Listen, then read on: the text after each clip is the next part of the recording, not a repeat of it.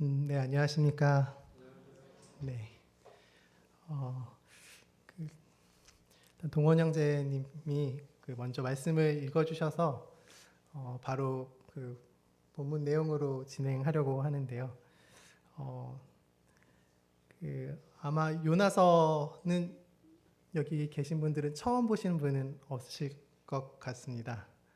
아마 너무나 유명한 말씀이기도 하고 사실 제가 교회를 다니지 않을 때에도 요나서 말씀은 익히 알고 있었고 제가 뭐 어렸을 때 뭐 피노키오 이렇게 보면 고래 안에 이제 피노키오가 들어가는 그런 것들도 봐서 많이 이런 부분들이 성경 속에 있는 내용들이 인용이 돼서 뭐 다른 이야기들 속에서 많이 등장하는 것들을 볼 수 있습니다. 그래서 아마 이야기의 결론을 모두가 알고 있으실 것 같고 그에 따라서 요나서에 등장하는 하나님 그리고 요나 그리고 니느웨 백성들이 또 어떻게 또 어떤 마음을 가지고 그 행함이 있는지에 대해서 또한 그 결과가 어떠한지에 대해서 아마 잘 알고 계실 것 같습니다. 네, 그럼에도 불구하고 말씀은 참 놀라운 부분이 있는 것 같습니다. 단순히 내용을 아는 것만으로 저희가 뭔가 다 이해하지 못함이 있는 것 같고 또 알고 있는 것들을 잘 받아들이는 것들이 굉장히 중요하다는 생각들이 듭니다. 동원 형제가 오늘 선택한 그 찬양 중에 우리가 잘 아는 말씀이죠. 요한복음에 있는 그참 하나님과 그 아들을 아는 삶이라는 부분들에 있어서 우리가 하나님 아는 것이 무엇인가에 대해서 다시 생각해 보게끔 하는 것이 요나서가 또 아닐까. 우리가 익히 잘 알고 있다고 생각하기 때문에 도리어 놓치는 부분들은 있지 않을까라는 생각들을 하게 됩니다. 아마 그 성경에 있는 말씀을 통해서 저희 각각의 인생에 교훈하시는 바가 그 찾는 부분들이 쉽지만은 않은 것 같습니다. 요나서의 말씀을 그냥 간단히 정리하자면 최종근 형제님께서 1장 2장을 잘 다뤄주셨지만 대체로 그 구약에 있는 선지자들의 말씀은 이스라엘을 향한 메시지가 대부분인 것들을 저희가 알 수 있습니다. 또 그런 중에도 예언으로서 이방인에 대한 어떤 심판이나 어떤 회복에 대해서 다루는 그런 부분들을 뭐 예레미야서라든지 이런 쪽에서 볼 수가 있고 또 이제 나아만 장군처럼 그 이방인이 찾아오거나 아니면 느부갓네살 왕처럼 뭐 어떤 그 다니엘의 어떠함을 보고 그 하나님을 인정하는 그런 사례들도 저희가 찾아볼 수가 있지만 그 요나서처럼 선지자를 직접 이방으로 보내셔서 그 악행에 대해서 또 그들이 무너짐에 대해서 선포하게 하시고 또 그들이 회개해서 돌아오는 이런 것들은 요나서만이 갖는 특징인 것 같고 그래서인지 이러한 부분에 대해서 예수님은 그 요나의 표적이라고 하는 정말 이 약한 세대에게 보여줄 것들은 그 요나의 표적밖에 없다라고 이야기하신 것 아닌가. 그래서 요나가 밤낮 사흘 동안 큰 물고기 뱃속에 있었던 것처럼 그 인자도 밤낮 사흘 땅 속에 있을 것이라 라고 하셨던 것 같고 그걸 통해서 하나님의 구원이 이스라엘만이 아닌 그 이방과 열방으로 확장되는 것들을 저희가 익히 잘 알고 있습니다. 3장과 4장은 제가 오늘과 다음 주에 이어서 계속 말씀을 드리게 될 텐데 아마 오늘 다루는 3장에서 하나님께서 하신 일 그리고 요나가 한 일 그리고 그로 인해서 니느웨 백성이 어떠했는가에 대한 그 이야기들은 잘 담겨져 있긴 한데 저희가 왜 이런 일들을 하였는가는 또 4장에서 그 스토리의 비밀들이 또 풀리는 것들을 볼 수 있습니다. 그래서 이것들을 어떻게 나눠서 다루는 것이 적절한가라는 부분들을 생각했는데 저희가 모두 알고 있지만 모두 알고 있는 것들에 대한 해석들을 하는 것보다도 3장만의 내용들을 알고 있을 때 주시는 교훈이 또 남다른 부분들이 있을 것 같습니다. 그래서 이런 4장을 알지 못하고 있다라는 좀 생각 아래 3장을 좀 다뤄보도록 하겠습니다. 그래서 첫 번째 1절과 2절에서는 여호와의 말씀이 두 번째로 요나에게 임하셨음을 이 나옵니다. 그래서 일어나 저 큰 성읍 니느웨로 가서 내가 내게 명한 바를 그들에게 선포하라 라고 하셨습니다. 그래서 두 번째로 임하신 것들을 알 수가 있습니다. 사실 누군가에게 두 번의 기회, 여러 기회들을 주는 것들은 뭐 가능한 일이기도 하지만 어떤 중요한 일들을 맡길 때는 좀처럼 그 중요한 기회를 잡지 못했을 때 다시 찾지 못하는 부분들이 있습니다. 그럼에도 불구하고 요나의 이름이 이제 비둘기라는 뜻이라고 하죠. 근데 그 하나님의 메신저로서의 역할을 다시 한번 또 허락하시는 부분들이 있습니다. 그래서 요나가 아니어도 다시스로 도망갔는데 그 시점에서 이게 임박한 그 니느웨 백성의 회개라는 것들이 굉장히 임박한 사건이라면 다른 사람을 들어서 쓰셨어도 충분히 가능한, 그걸 가능케 하실 수 있는 분이시지만 요나를 택하심이 있고 또 요나를 다루시는 것들이 저희 각자 개인을 구원하신 하나님이 우리를 다루시는 것과 매우 유사한 부분들을 볼 수가 있을 것 같습니다. 그래서 그 가운데 저희가 정말 영생은 곧 유일하신 참 하나님과 그가 보내신 자 예수 그리스도를 아는 것이라 라고 하신 것처럼 또 그 가운데 로마서에 우리 주 예수 그리스도 안에 있는 하나님의 사랑에서 끊을 수 있는 것이 그 무엇도 없다라고 하신 그 말씀들을 생각해 봅니다. 포기하지 않으시고 우리 사랑하시는 그런 하나님의 자비하심을 볼 수가 있고 그 가운데 우리에게 뭔가 계획하신 바가 있구나라는 생각들을 하게 됩니다.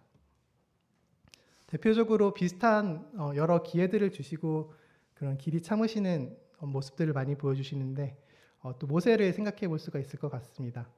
그 떨기나무 가운데서 이제 불꽃으로 하나님이 임하셨을 때, 그래서 모세를 불러서 애굽에서 이스라엘 백성들을 인도하기 위해서 부르셨을 때 그 모세가 몇 번 거절을 했는지 아십니까?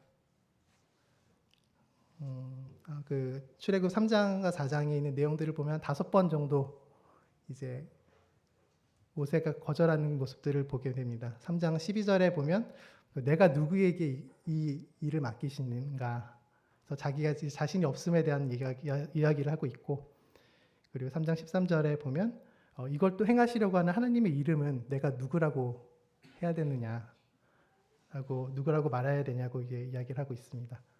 또 이제 4장 1절에 보면 내 말을 아무도 믿지도 듣지도 아니할 거다라고 하면서 이제 표적을 구하는데 이때 지팡이가 뱀이 되었다 다시 이제 지팡이로 돌아오는 그런 표적들을 보여주시면서 이것도 뭐 품속에 이제 손을 넣었다 빼라고 하시면서 나병이 생겼다가 낫는 그런 부분들을 보여주시면서 그 마음을 또 달래주시는 하나님을 볼 수가 있습니다. 그 다음에 이제 그 모세가 했던 말이 내가 말을 못하는 사람이다. 이게 제가 굉장히 자주 인용하는 구절인데 입이 뻣뻣하고 혀가 둔한 자라는 그런 표현을 이제 씁니다. 그랬을 때 이제 하나님의 말씀은 누가 너의 입을 지었느냐라고 하시면서 또 이제 위로해 주시면서 내가 내 입과 함께 있어야 할 말들을 가르칠 것이다 라고 이야기를 하시고 있고요. 그럼에도 자신이 없어하자 없어하면서 이제 보낼 만한 자를 보내소서라는 표현에 그 아론과 함께 들어서 쓰실 것을 이제 말씀을 해주십니다. 그래서 저희가 요나에게 이런 동일하게 두 번째 임하셔서 명하신 것과 같이 그 중간에 2장에서 굉장히 큰 사건이 있었죠. 그 물고기 뱃속에 나왔다 토하여지는 그런 사건들이 있었었는데 그런 큰 사건을 통해서 다루심으로써 여러 기회들을 또는 우리를 단련시키는 부분들을 볼 수가 있습니다. 그래서 이런 반복적으로 주시는 마음들이 혹시 있으신가요? 그 말씀을 전하라는 그런 말씀들을 마음에 주신다면 그 빌립보서 2장 13절에서는 너희 안에서 행하시는 이는 하나님이시니 자기의 기쁘신 뜻을 위하여 너에게 소원을 두고 행하게 하시나니, 그래서 자신의 기쁘신 뜻을 위해서 우리에게 이런 것들을 맡겨주셨음을 이제 보여주시고 있습니다. 3절로 넘어가면 요나가 여호와의 말씀대로 일어나서 니느웨로 가니라. 그래서 니느웨는 사흘 동안 걸을 만큼 하나님 앞에 큰 성읍이더라 라고 얘기하고 있습니다. 그래서 반복적으로 또 나오는 단어가 그 니느웨인데 큰 성읍인 니느웨입니다. 그러면서 이게 사흘 동안, 3일 동안 걸어야 될 만한 충분히 큰 성이다라는 측면에서 우리가 규모라고 어떤 성의 크기를 가늠해 볼 수 있기도 할 것 같습니다. 근데 이쯤에서 저희가 2장에서의 요나의 고백을 한번 돌아볼 수도 있을 것 같습니다. 2장에서 그 물고기 뱃속에 있을 때 죽은 상태일 수도 있고 살은 상태일 수도 있겠지만 그 고백을 들어보면 내가 주의 목전에서 쫓겨났을지라도 다시 주의 성전을 바라보겠다라고 고백합니다. 그래서 내가 산의 뿌리까지 내려가고 땅이 나를 빗장으로 막고 있는데 주께서 생명을 구덩이에서 건지셨음을 이야기합니다. 그래서 거짓되고 헛된 것을 숭상하는 모든 자는 은혜를 버려도 나는 감사의 목소리로 제사를 드리고 주께 이것을 갚겠다고 서원을 하게 됩니다.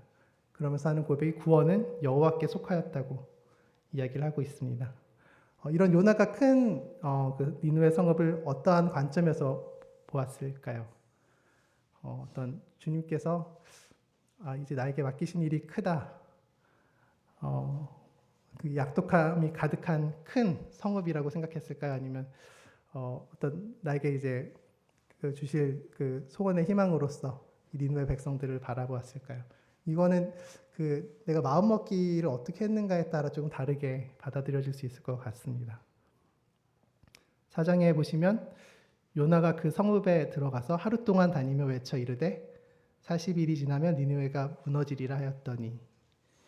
그래서 이 말씀을 보셨을 때 아마 예상이 되시겠지만 요나가 말씀을 성실하게 잘 전달한 것 같으신가요? 네, 아무런 말없이 순종하는 듯 보였지만 그리고 외치기는 잘 외쳤던 것 같습니다. 다만 이제 사흘 동안 걸을 만큼 큰 성읍이라고 했는데 하루 동안 돌아다니면서 이것들을 이야기합니다. 우리가 어떤 한 사람에게 말씀을 전할 때는 그걸 하루 종일 얘기하여도 그것들을 몇 년을 동안 그 삶으로 이것들을 보여주어도 사실 돌아오기 어려운 부분들이 있습니다. 네, 그럼에도 이 큰 성읍에서 말씀을 외쳐 이르는데 정말 하루 동안 이제 외치는 것들을 볼 수가 있고요. 그리고 또 이 말씀을 또 정확하게 잘 전달했는가, 이게 사실 메신저로서 가장 중요한 부분들이 아닐까라는 생각이 듭니다. 저도 이 앞자리에 나와 있긴 하지만 말씀을 전하는 자리는 굉장히 어려움이 있는 것 같습니다. 제가 제 전공 지식을 전할 때는 약간의 여유도 부리면서 너스레도 떨면서 이야기들을 종종 하는데요. 믿기 어려우시겠지만 그렇게 하고 있습니다. 다만 이 자리에 설 때는 한마디 한마디가 굉장히 조심스러운 부분들이 있습니다. 혹시라도 뭔가 잘못 전달되는 부분들이 있으면 어떡하나. 그 책임이 저에게 있을 텐데 이것들을 어떻게 감당해야 되는가라는 것들에 대한 항상 무거움을 갖고 이 자리에 오르게 되는 것 같습니다.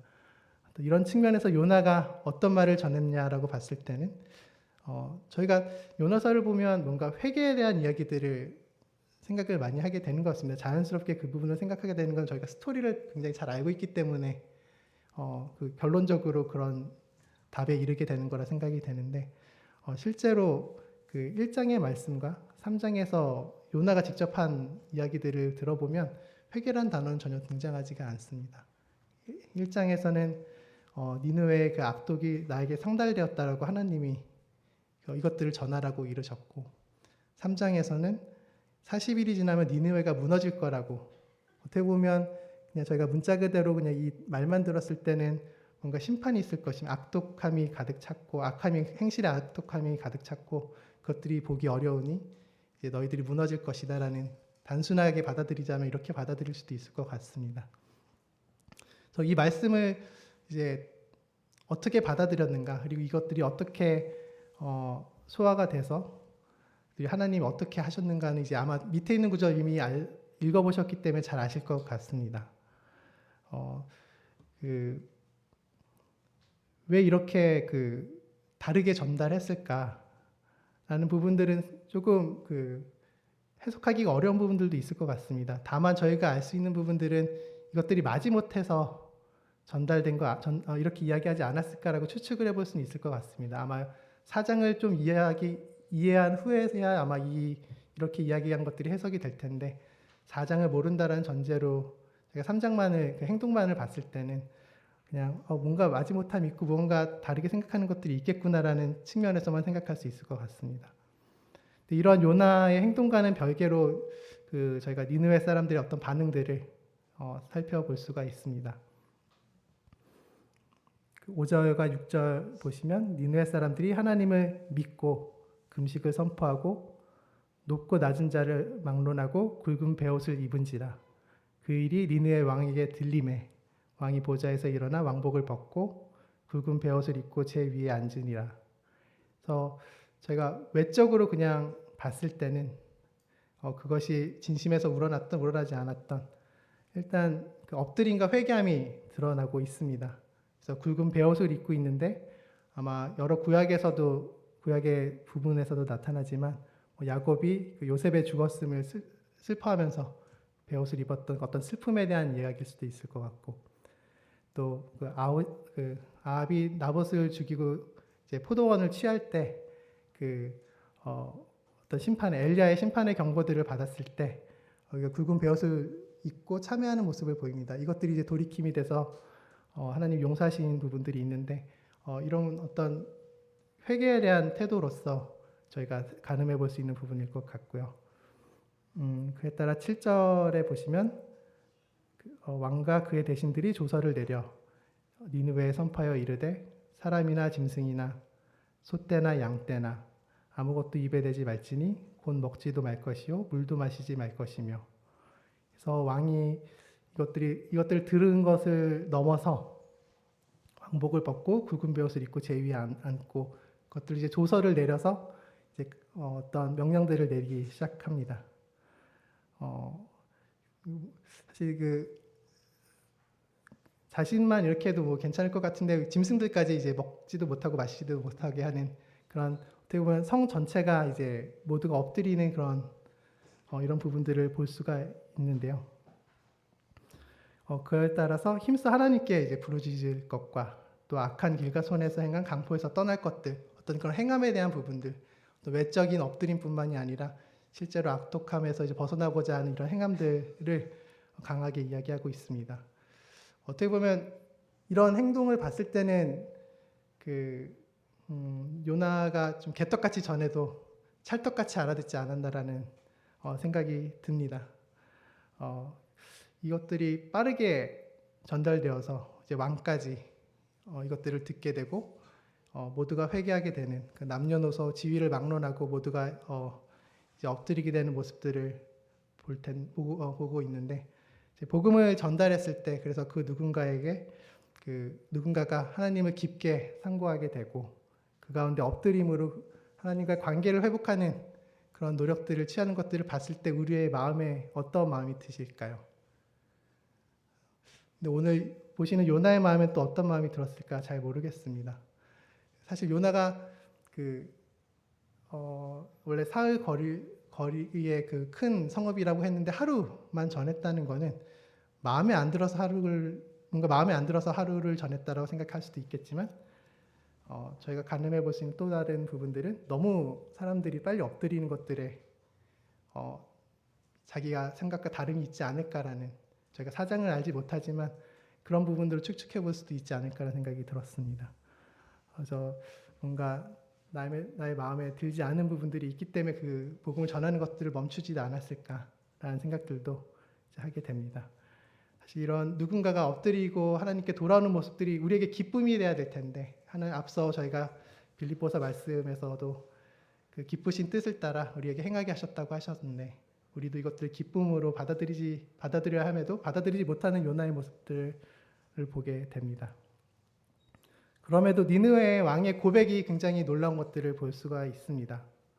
9절을 보시면 하나님이 뜻을 돌이키시고 그 진노를 그치사 우리가 멸망하지 않게 하시리라.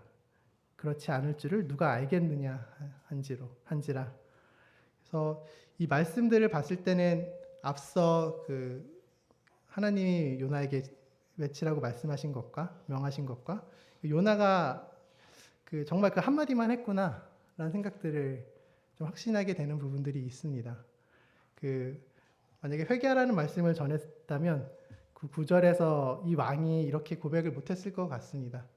우리가 이렇게라도 하면 이렇게 엎드려서 정말 짐승들까지도 먹지도 마시지도 못하게 하는 이런 상황들을 했을 때 혹시 알까 하나님이 우리를 용서하실지 이런 마음의 절실함을 갖고 고백을 하는 것들을 볼 수가 있습니다. 아마 이것들을 요나가 전하였다고는 생각들은 들지는 않고요.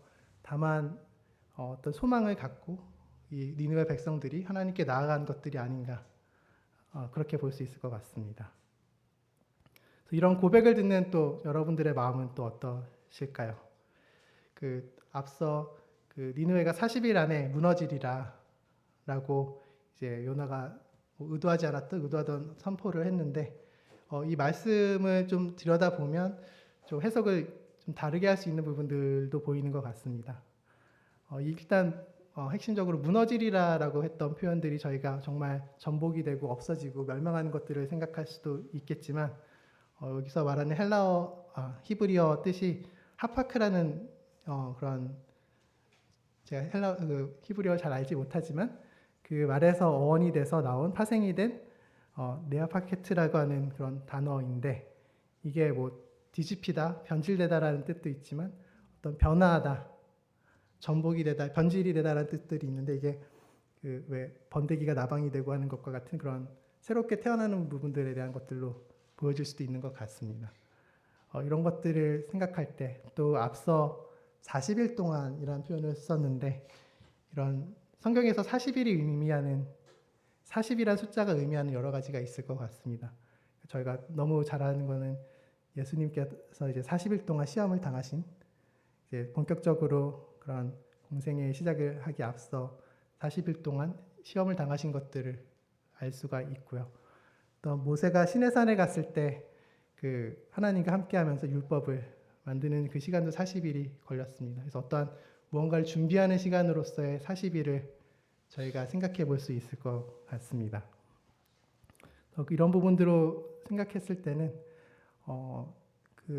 어떤 준비된 변화하기에 준비된 기간으로서의 40일을 이야기를 했고 이것들을 정말 우리가 하나님께 심판을 받아 멸망을 당할 거다. 어떻게 보면 앞서 동원 형제가 오늘 찬양을 굉장히 잘 골라준 것 같습니다. 처음 불렀던 찬양에서 죽어야 사는 놀랍고 신비한 부분들에 대해서 이야기를 했던 것처럼 죽을 각오를 하나님께 엎드렸을 때 사는 이런 부분들이 있지 않을까. 정말 진심으로 하나님 앞에서 엎드렸을 때 이런 관계가 회복되는 부분들을 볼 수가 있을 것 같습니다. 그래서 이제 10절 말씀을 보시면 마지막 구절입니다. 하나님이 그들이 행한 것, 그 악독한 길에서 돌이켜 떠난 것을 보시고 하나님이 뜻을 돌이키사 그들에게 내리라고 하신 말씀하신 재앙을 내리지 아니하시니라. 그래서 하나님이 용서를 하신 것을 저희가 볼 수가 있습니다. 그래서 오늘 내용은 여기까지인데 저희가 알지만 하나님께서는 변개치 아니하신 하나님이십니다. 후회가 없으시고 변개치 아니하신 하나님이신데 이런 경우들을 보면 늘 마음을 돌이키시는 부분들을 열어두시는 부분들을 볼 수 있습니다. 사무엘상에서 보면 이스라엘의 지존자는 거짓이나 변개함이 없으시니 그는 사람이 아니심으로 결코 변개하지 않으심이니이다 하니. 그래서 뜻을 돌이키거나 하는 부분들을 봤을 때 하나님은 안 그러신다는데 왜 이러실까라는 생각들을 또 하실 수도 있을 것 같습니다. 근데 보통 이제 이스라엘 백성들이 잘못했을 때 뭔가 자식을 사랑하는 마음처럼 돌이켰을 때 그 마음을 돌이켰을 때 죄를 간과하시진 않으시지만 돌이켰을 때 뭔가 마음을 돌이키시는 부분들도 있고 심지어 예레미야에 보면 뜻을 돌이키기에 지쳤다라고 표현하시는 부분들도 있습니다. 그래서 예루살렘에게 이제 이야기하신 부분들이 있는데 그럼에도 불구하고 동일하게 예레미야 26장에서는 악에서 돌이키면 재앙을 내리리라는 뜻을 돌이킬 거다라고 또 이야기를 하시는 부분들이 있습니다. 그래서 굉장히 이런 측면에서는 좀 가정적으로 말씀하시는 부분들이 있습니다. 근데 이걸 저희가 어떻게 이해할 수 있을까요? 그래서 당연히 이제 뭔가 하나님이 죄를 용서하지 않으심이 있고 간과하지 않으심이 있고 또 심판이 없다라는 얘기들은 당연히 아닐 겁니다. 다만 저희가 하나님이 어떠한 시간에 매여 있지 않은 분이기 때문에 그리고 어떻게 이제 저희를 구원하시는가 그리고 어떤 계획들을 세우셨는가 그 계획이라는 큰 굴레에서 생각을 했을 때 저희가 이 부분을 조금 더 추측하고 이해할 수 있는 부분들이 있을 것 같습니다. 저기 그리스도를 내어주심에 대해서 설명을 할 때 하나님께서 언제 이것들을 정하셨을까요? 이걸 창세 이전에 그리스도를 내어주실 것을 택하셨다라고 이야기하셨죠. 그래서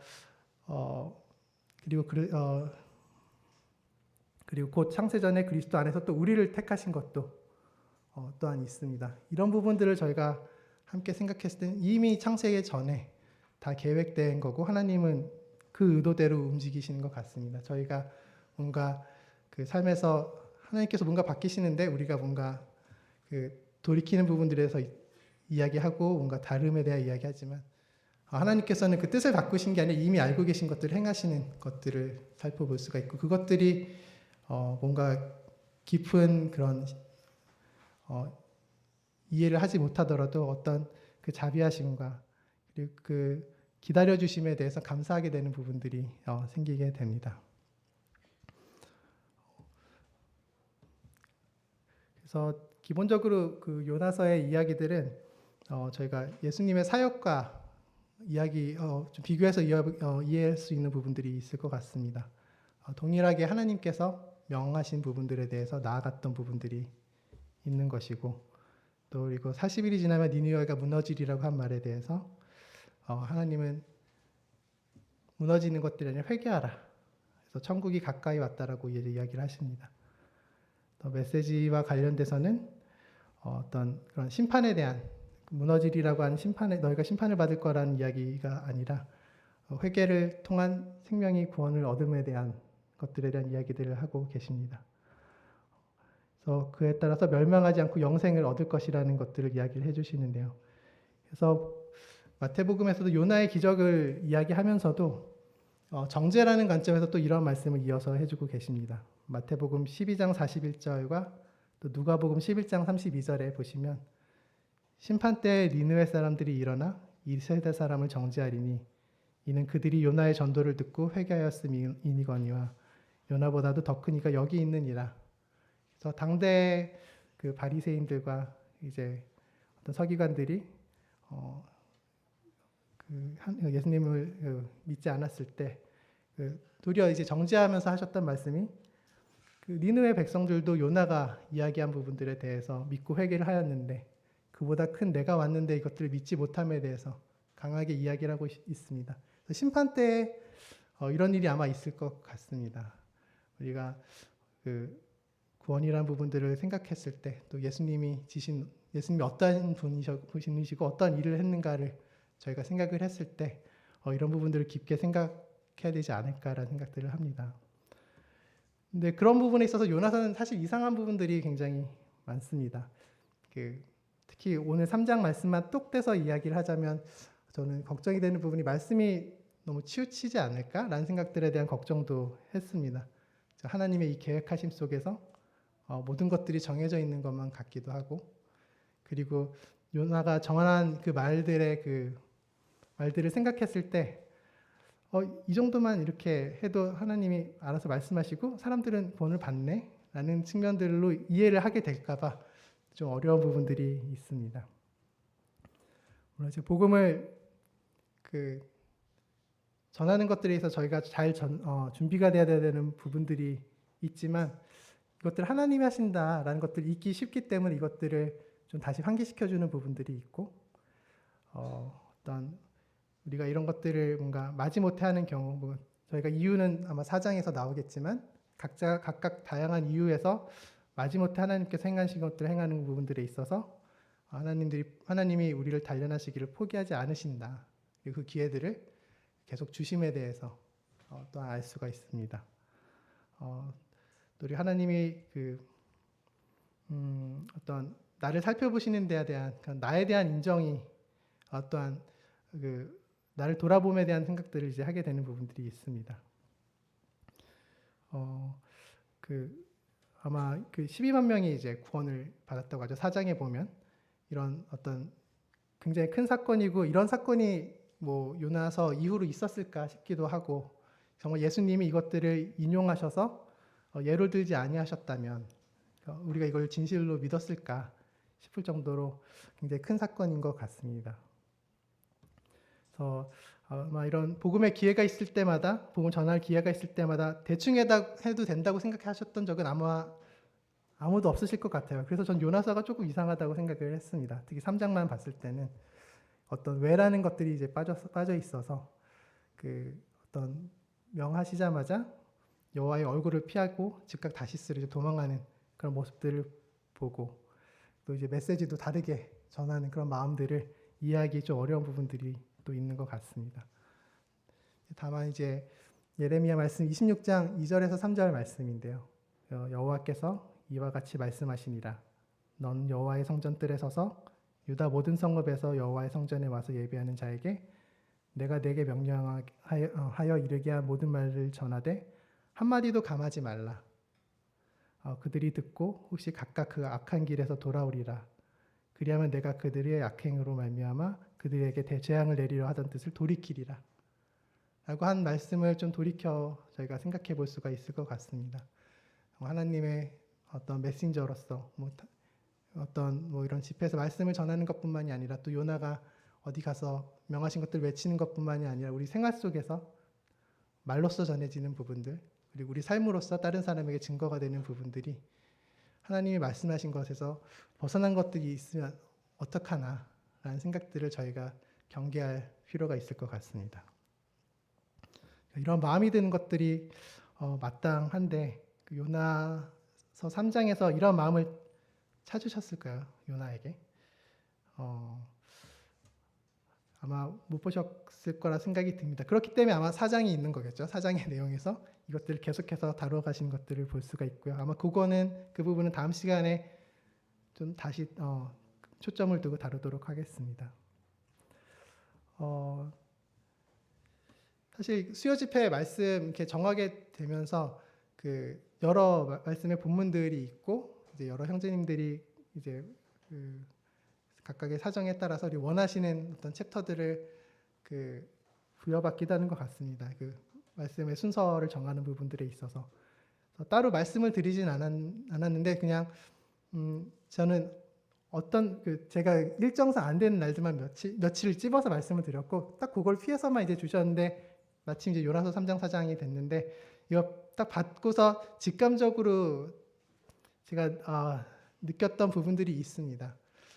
그 두 가지인데 하나는 잘 아는 내용이네. 근데 피하고 싶었는데 였습니다. 네, 그 배정해 주신 장로님 그래도 감사한 마음이 있습니다. 그 이유는 사실 다음과 같습니다. 어떻게 보면 오늘의 요나의 모습과는 좀 다른 모습일 것 같습니다.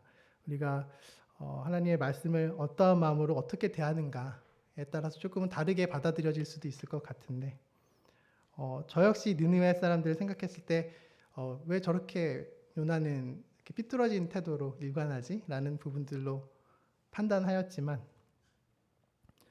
저한테 그 니느웨의 큰 성읍이라는 것들을 봤을 때는 그 악독함이 가득한 것보다는 저에게 부담이 되는 곳이라는 그래서 피하고 싶다고 생각했던 것 같습니다. 그래서 어떤 하나님께서 무엇을 원하시는가라는 것들을 생각했을 때 그리고 요나가 왜 그랬을까라는 부분들이 있을 때 저희가 그냥 사실은 요나가 어떤 이런 나아감에 있어서 저희가 4장의 내용을 모른다고 생각할 때 여러 마음들이 들었을 거라 생각이 됩니다. 어떤 두려운 마음이 들지 않았을까요? 뭔가 그 당시 잘 아시겠지만 아수르의 니느웨는 그 북이스라엘과 굉장히 적대적인 관계에 있는 지역이기도 한데 북이스라엘의 선지자가 그것도 열왕기 상인가요? 거기에 이제 그 마띠아의 아들 요나가 이야기했던 부분들은 북이스라엘의 영토가 회복이 될 것을 이야기를 하고 있습니다. 이런 부분들에 대한 이야기를 했던 선지자가 그 이방의 니느웨에 와서 심판을 받을 것을 무너질 것을 이야기하는 부분들에 있어서 나도 가면 돌 맞겠구나 약간 이런 생각들을 하지 않았을까 죽지 않을까 라는 생각들이 들었을 것도 같습니다. 근데 이 부분은 사실 2장의 말씀을 생각했을 때 그렇진 않았을 수도 있겠다라는 생각들이 들었습니다. 2장 저희가 아까 잠시 살펴봤지만 그 요나의 고백들을 봤을 때 요나가 정말 그 물고기 뱃속에 있으면서 알았던 것 같습니다.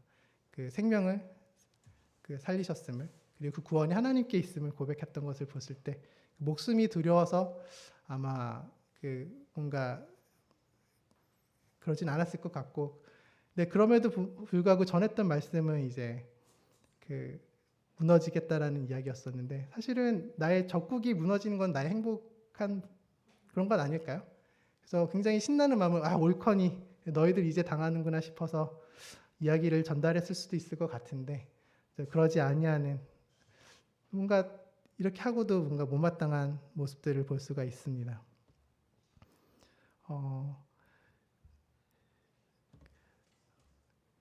어떤 저희가 좀 평화로운 시대, 그리고 평화로운 나라에서 살아서 그런 걸 수도 있을 것 같습니다. 이 부분이 잘 이해가 안 되는 부분들이 있을 수 있고, 또 이 세상을 함께 살고 있지만 또 굉장히 뭔가 원수라는 개념이라든지 이런 부분들에 있어서 좀 마음에 진짜 악독한 원수의 그 마음을, 미움을 갖고 사시는 분들은 또 이것들이 잘 이해가 될 수도 있다는 생각들을 했습니다.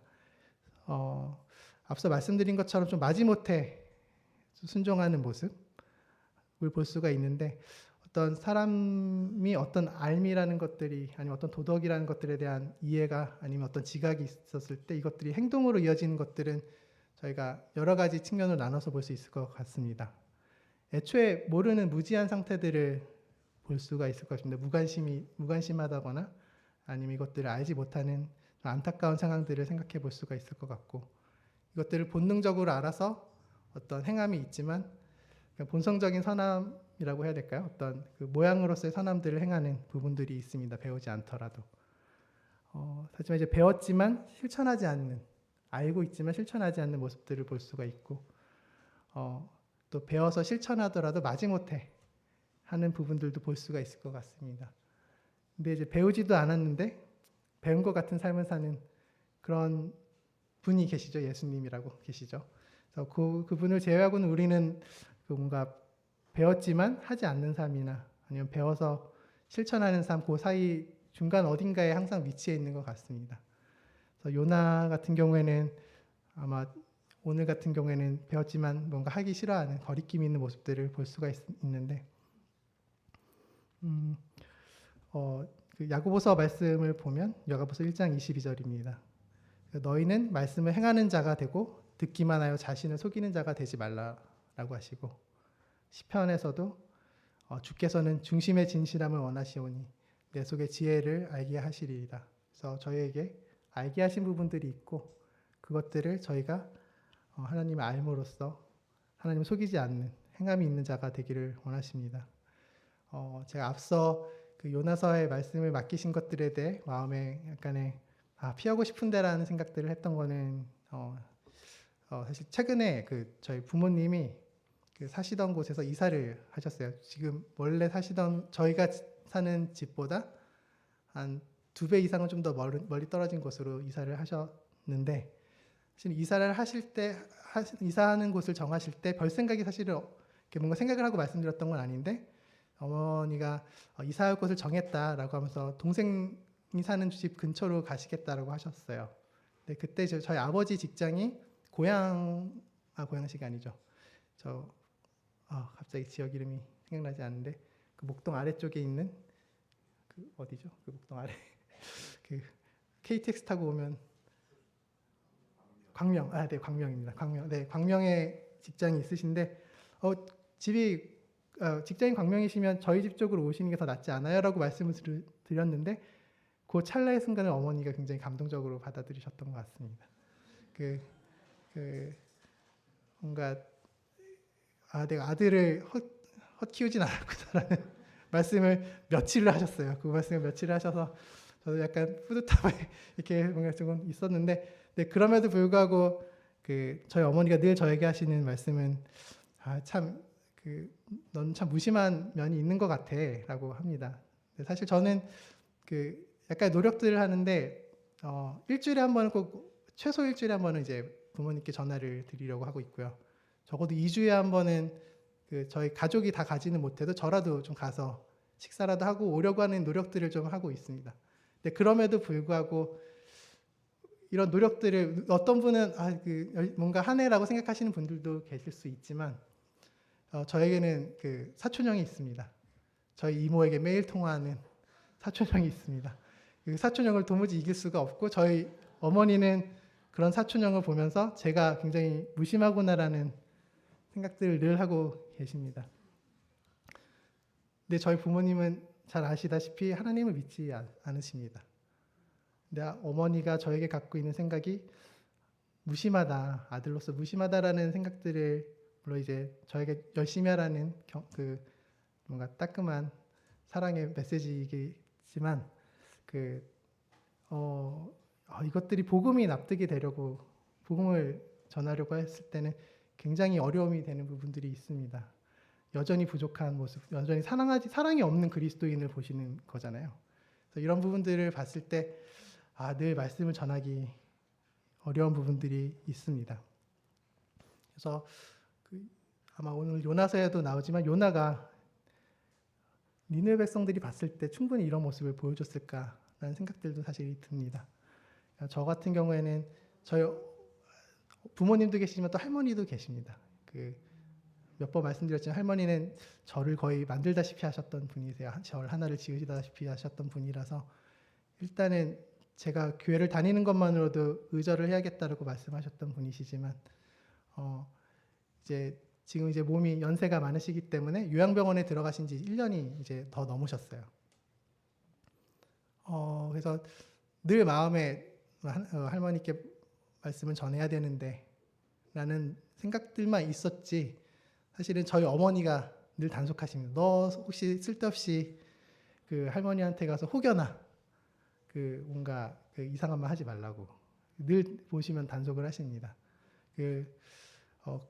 그랬을 때 저는 아마 오늘 요나 같은 모습을 보이는 것 같습니다. 뭔가 적극적으로 그래도 뭔가 진리의 말씀에 당당히 담대하게 이것들을 뭔가 부모님한테도 말씀드리고 하는 것들이 아니라 뭔가 움츠러드는 저를 볼 수가 있고 이것들이 잘 전달되지 않는 모습들을 볼 수가 있습니다.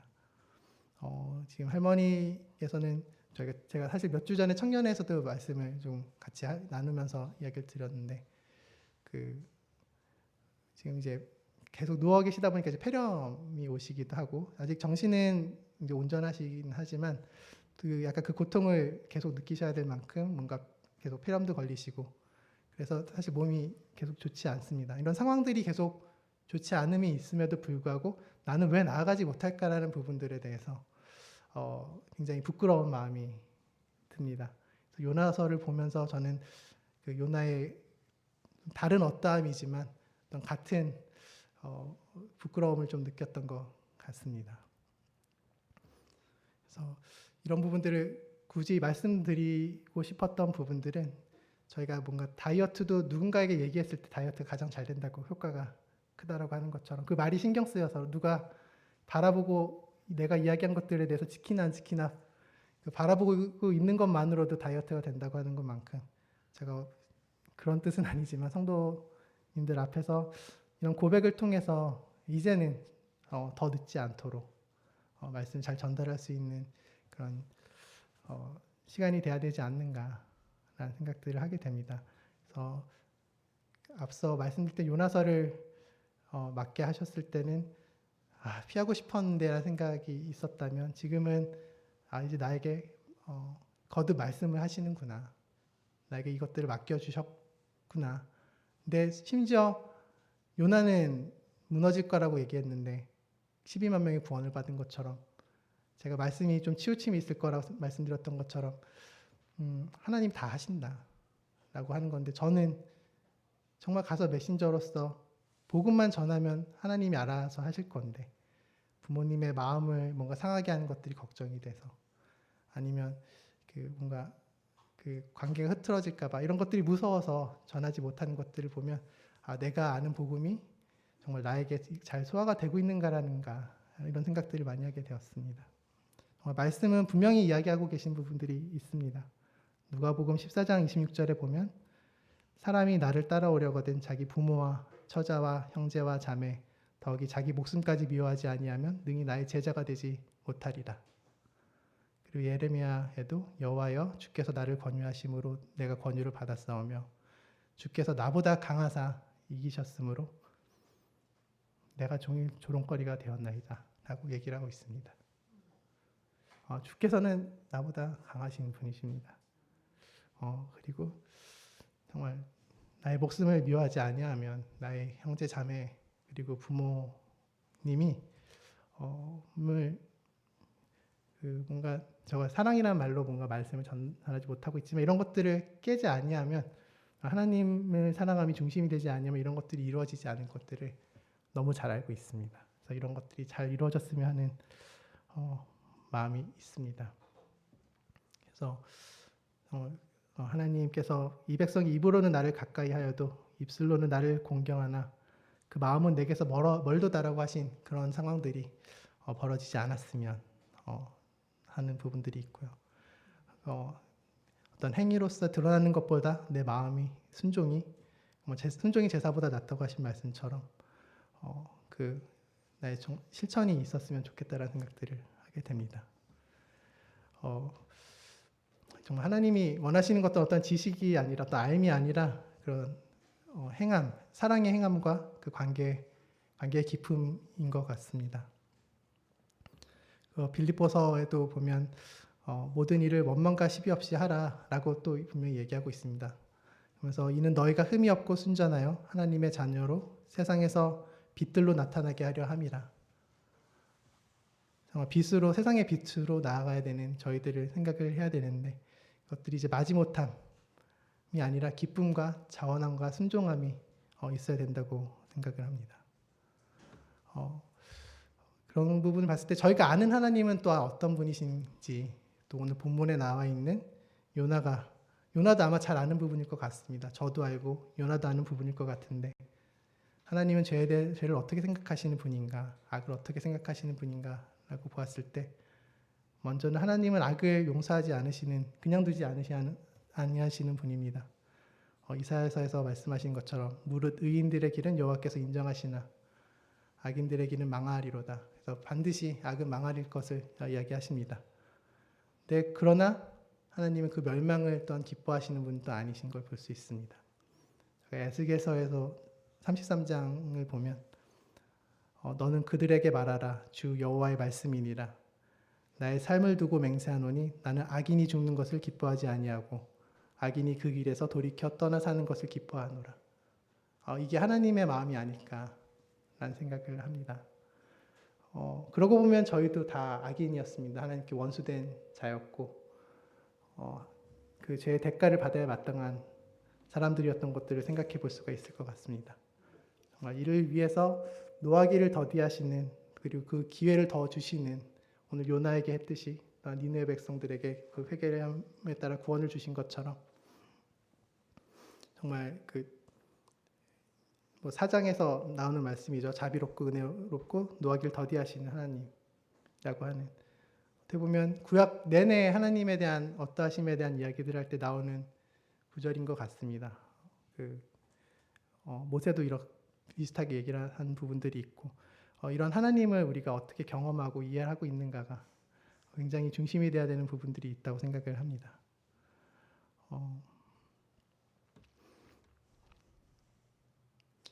니느웨 사람들한테 요나는 어떤 사람이었을까요?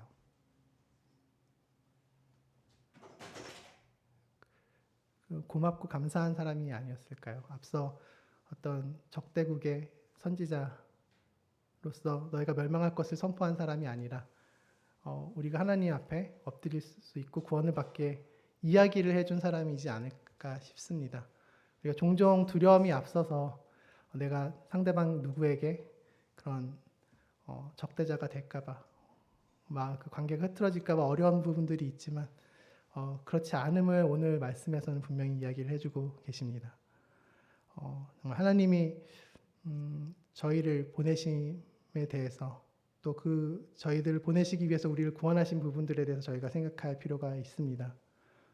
베드로전서에서는 오직 너희는 택하신 족속이요 왕 같은 제사장들이요 거룩한 나라요 그의 소유가 된 백성이니 이는 너희를 어두운 데서 불러내어 그의 기이한 빛에 들어가게 하시니 아름다운 덕을 선포하게 하려 하심이라. 저에게 맡겨진 일이 이렇습니다. 그분의 아름다운 덕에 대해서 하나님이 우리 구원하신 목적이 그분의 그 복음의 은혜를 선포하는 것임을 저희가 다시 기억할 필요가 있습니다.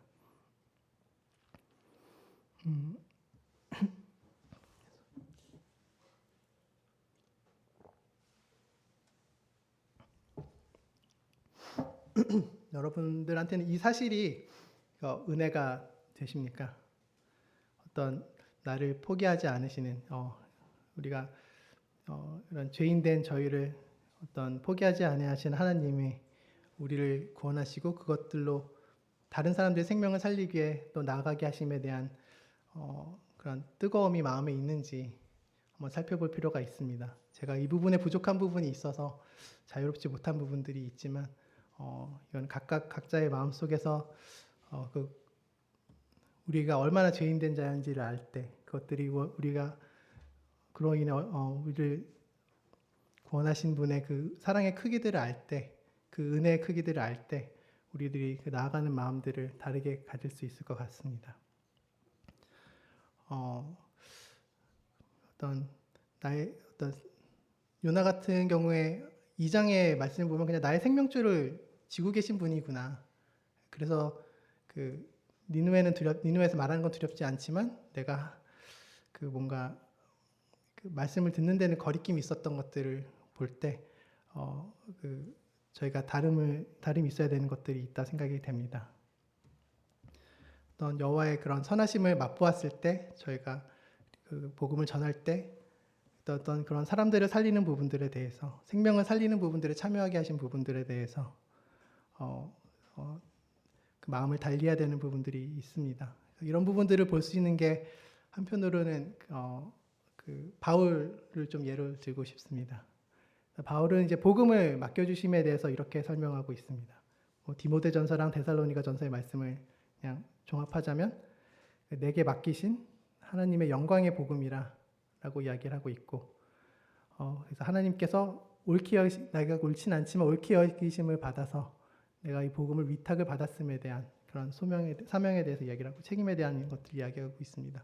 그래서 이것들에 대해서 내가 자랑할 것이 없음을 내가 나에게 맡겨진 할 일임을 이야기하고 있고, 내가 복음을 전하지 아니하면 도리어 나에게 화가 있을 것이다 라고 이야기를 하고 있습니다. 또 다른 측면에서는 너무 잘 아시는 말씀이시겠지만 고린도전서 9장 26절 27절에서는 전파한 후에 내가 도리어 버림을 받을까 두려워하는 모습들을 또한 살펴볼 수가 있습니다. 이런 것들을 생각할 때 주시는 교훈들도 있지만 저희의 각자에게 주시는 교훈은 또 이런 부분들이 있을 것 같습니다. 무엇보다도 이 복음은 이런 하나님이 우리를 다루심을 통해서 어떤 우리의 가르치심과 돌아보게 하심이 있는 것 같습니다. 어떤 하나님이 니느웨 백성을 회개하게 하시도록 보내신 것이 또 요나를 구원하심이 아니었을까라는 생각을 합니다. 디모데전서 4장 16절에 보면 내가 내 자신과 가르침을 살펴 이것을 계속하라. 이것을 행함으로 내 자신과 내게 듣는 자를 구원하리라.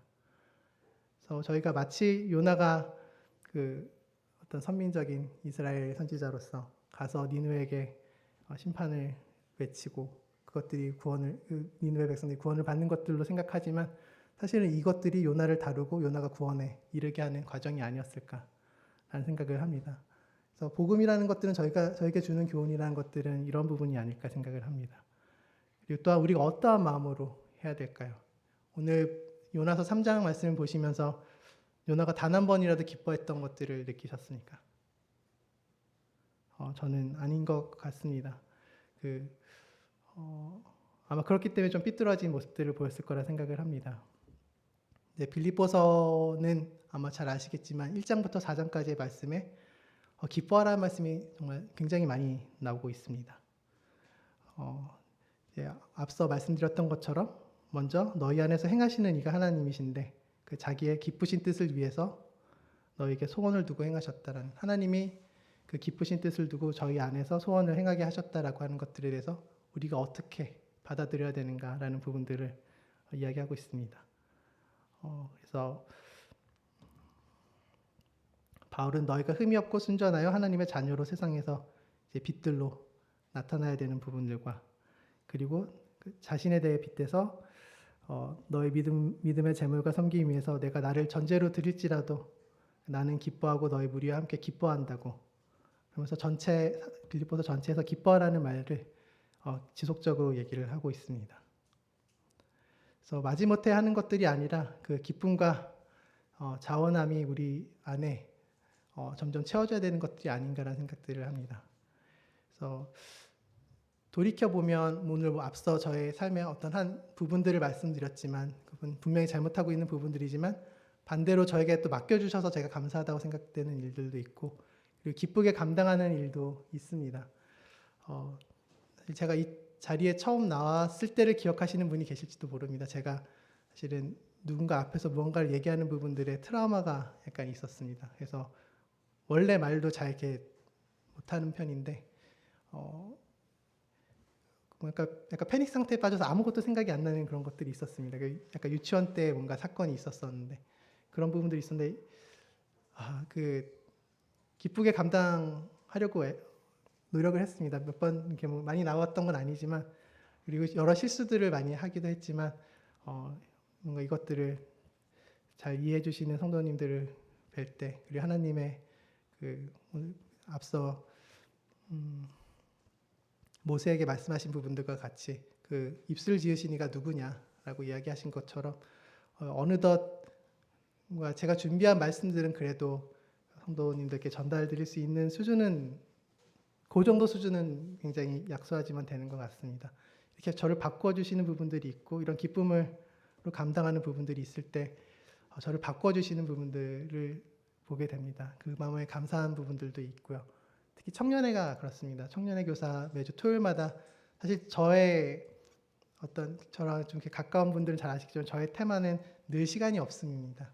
시간이 없어서 부모님 댁에도 잘 못 가고 뭔가 저희 아버님 어머님 계시지만 아버님 어머님 교회에서는 매주 뵙지만 사실 댁에 찾아가는 경우가 굉장히 많지는 못합니다. 그러니까 그런 뭔가 시간을 내매에 대한 부분들이 어려움이 되는데 청년회는 도리어 제 삶을 풍요롭게 해주고 있습니다. 말씀을 보게 되고 청년분들과 어울리게 되면서 그 말씀의 지혜들을 더해주시는 부분들을 볼 때 제 삶이 풍성해지는 부분들 이 시간을 씀으로써 나의 육체적인 힘이 소모가 되는 게 아니라 나의 삶이 풍요로워지는 것들을 보게 됩니다. 그래서 제가 뭔가 빠지지 않으려고 애쓰는 게 아니라 제가 살기 위해 청년회에 참석하는 부분들이 있습니다.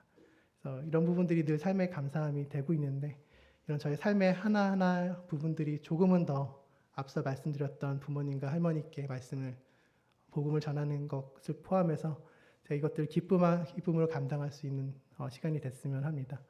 여기 계신 성도님들께서도 각자 아마 하나님께서 보여주시고 조명하시고 주장하시는 부분들이 있을 것 같습니다. 그런 삶의 여정에서 하나님을 더 알아가고 하나님의 기쁘신 뜻과 나의 기쁘신 뜻이 서로 일치하는 시간들이 점점 더 늘어나기를 기원합니다. 기도로 말씀을 마치겠습니다.